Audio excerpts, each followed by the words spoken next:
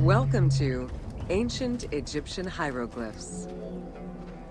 Hieroglyphics were used as sacred writing, appearing on monuments, statues, and sacred papyrus texts.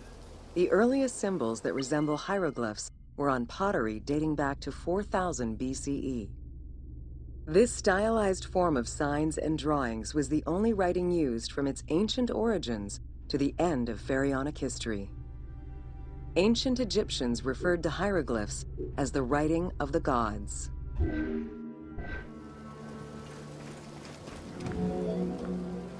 Considered a difficult language, it was intended for pharaohs, nobility, and priests, and meant to be used in ceremonies, within tombs, and for government records. Since few Egyptians were able to read the ancient hieroglyphs, the mythological aura around the language was persistent, even in their own culture.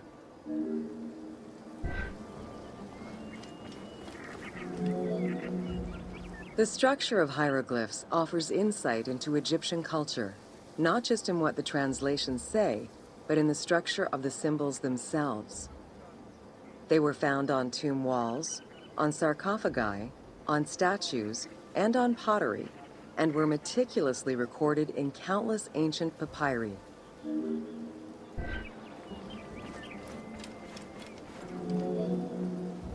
In many temples, priests would perform rituals and daily offerings. These were accompanied by hieroglyphs used as spells. In tomb paintings, the hieroglyphs are represented with formulas to recite. These spoken words were meant to be spells which would allow the deceased to benefit from the offerings for all eternity.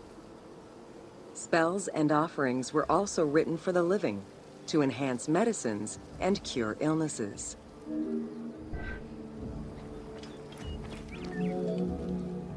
The most famous of ancient Egyptian documents is the Book of the Dead. Written in hieroglyphs and hieratic texts, it depicts important spells and rituals. These spells were intended to ensure a smooth transition from life to death and allow the deceased to safely navigate the perils of the afterlife.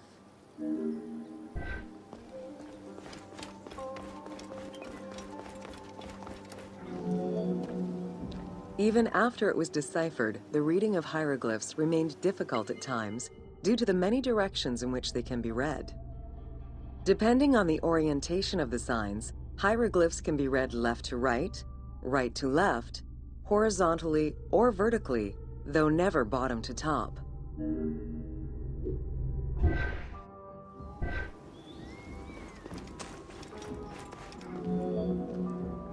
A clue on which way to read is to first notice which direction the figurative signs are facing. If a pictogram is looking to the right, then the reader is meant to start from the right and read towards the figure.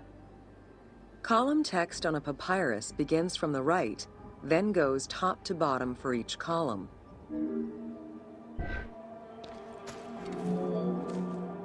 Text written on tomb walls resembles the structure of a page from a comic book. The text can be placed in front, behind, or above the character, and its symbols look in the same direction as the character. Another clue is that the name of a god or hieroglyphs meaning gods or kings are always written before the descriptive text. Compared to alphabetical languages, Egyptian hieroglyphs have more symbols. Confronted with the absence of vowels, the Egyptians invented a category of signs. When placed at the end of words, these signs help inform its meaning. For instance, a drawing of a lion will refer to a lion and also relate to the abstract concept of a lion as something dangerous or powerful.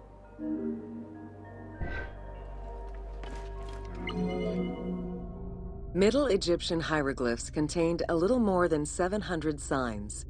By the end of the Greco-Roman period, there were 10,000 signs.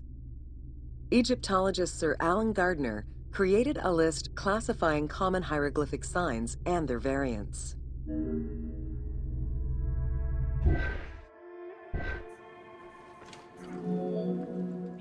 Ancient Egyptian languages have many similarities with Asian and African languages.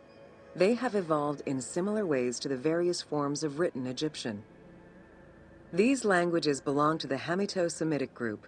There were 5 clear evolutions in the Egyptian language, each with their own distinctive structure. These languages are known as Old Egyptian, Middle Egyptian, Late Egyptian, Demotic, and Coptic. Coptic is the only living language that allows linguists to define the vowel structure and to distinguish different dialects.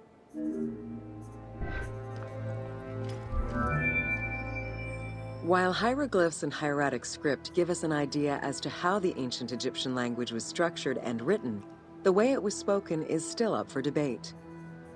The team opted for English as the spoken language, with the characters using ancient Egyptian and Greek words and accents. The language that is spoken in the background by the crowds is largely based on Sir Alan Gardner's Egyptian grammar.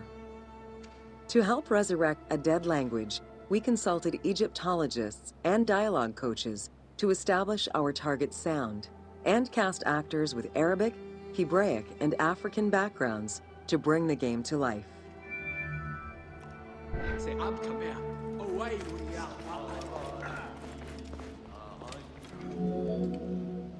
After Alexander the Great's arrival in Egypt and the establishment of his reign, Greek became the language used by the governing bodies.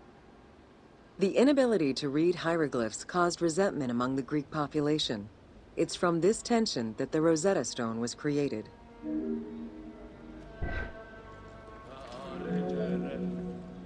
The spread of Christianity ended pharaonic culture and resulted in the destruction of its pagan monuments.